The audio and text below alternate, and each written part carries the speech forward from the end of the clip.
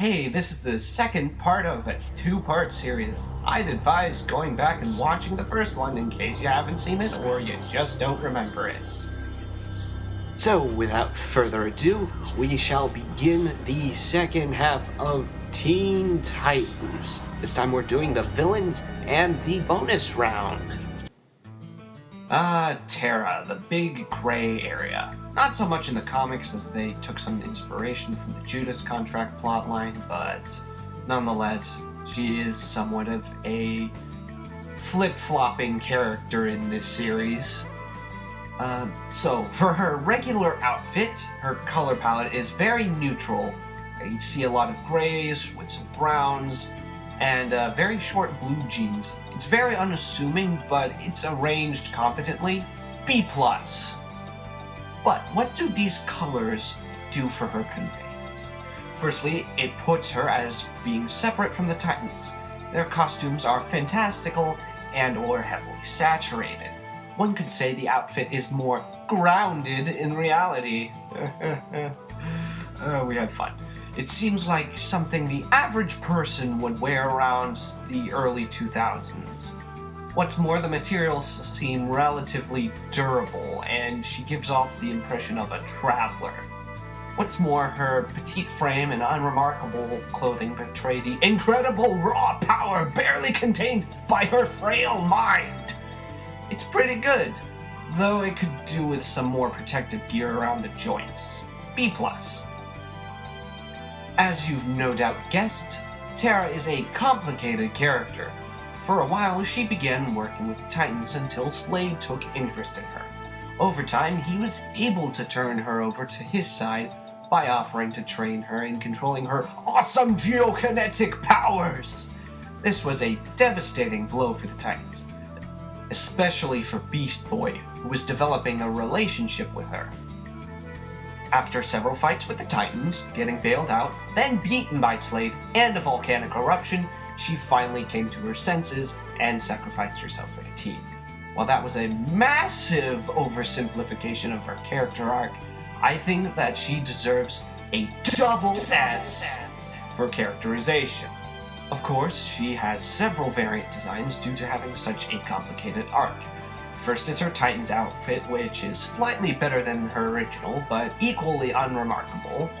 Then there's her apprentice outfit when she worked under Slade. While cool looking, I want to talk about the one seemingly innocuous outfit that has sparked much debate. Her schoolgirl outfit from the controversial Things Change episode. It is the last time we ever see her. There's a lot of speculation about how much she remembers from being a Titan, or if she is even the Terra we knew. One thing is for certain. It was a strange episode, and a very, very odd way to end the show. I give her bonus an S, bringing Terra to an A+. Slade Wilson, otherwise known as Deathstroke, is the main antagonist for the vast majority of the first season. His suit is dark, real dark, steel gray on black, with only an orange segment for his mask to highlight his eye. On one hand, it's nearly monochrome. On the other hand, it makes sense for someone who's mainly going to be in the shadows to have these colors, so from a utilitarian standpoint, A-. What else can be said about Slade aside from how utterly imposing he is? His silhouette is a broad-shouldered, muscular man.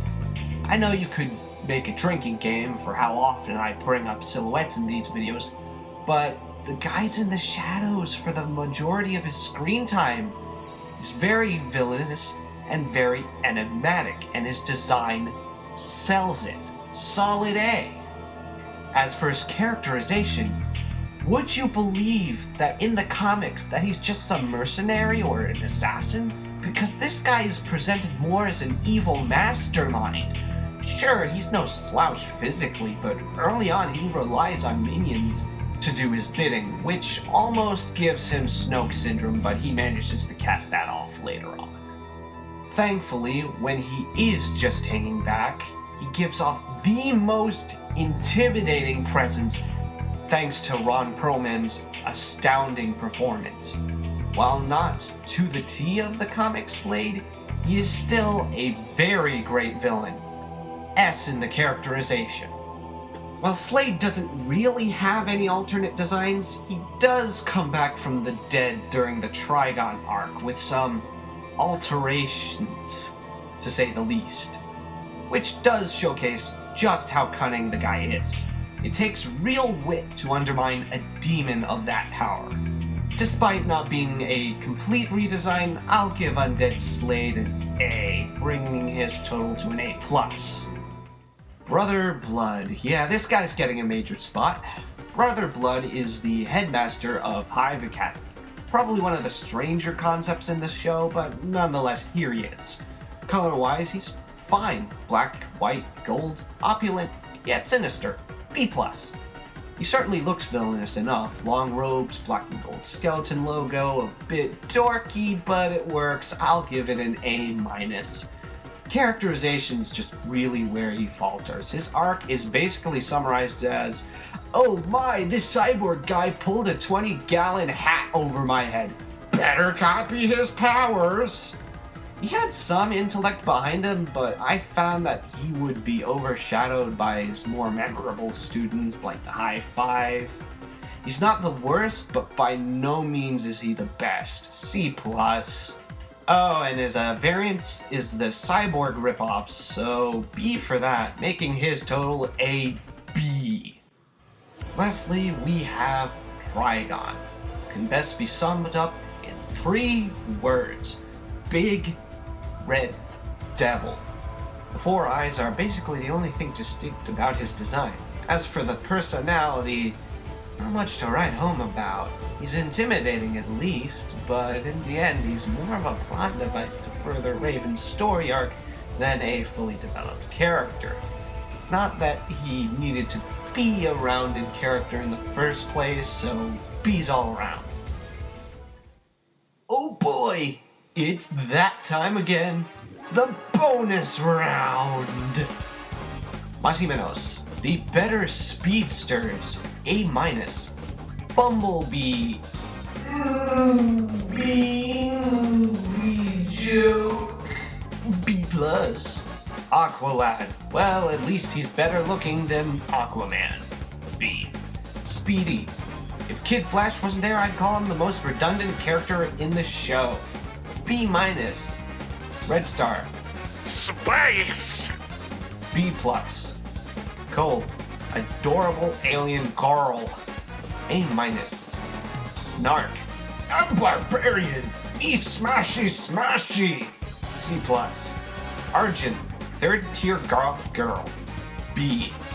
Flamebird, more at home in the modern Marvel comics, am I right? B-. Wildebeest, I don't even remember this guy, C+.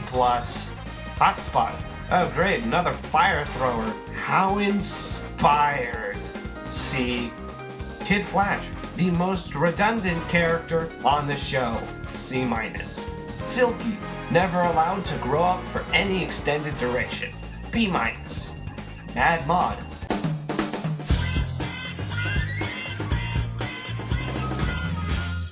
B.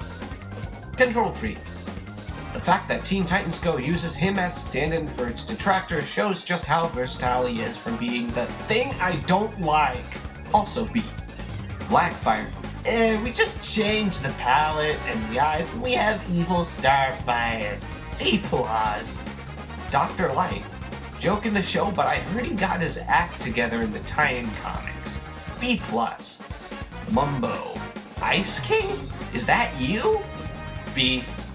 Red X, forget Terra, I want to know who stole that suit, A. Gizmo, nose-obsessed goblin, A-. Mammoth, G, another dumb muscle guy, B+. Billy Numerous, Kagebuchi no Jutsu, B-. Seymour, G, I wonder what his power is, B.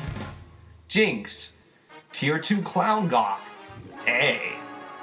The Brain, brain and an evil jar, Evil Jar. B+. Gorilla Grog. Take your stinking hands off me, you damn dirty human! B-. Brushogun. I too remember that Flash animation. You do not speak of it. B+. Alright, that should do it for Teen Titan. If you have any thoughts on Teen Titans, or if you have a suggestion for what you want me to review next for Design Dungeon, by all means, leave a comment below. However, for the next video, I've got something a little bit different in mind.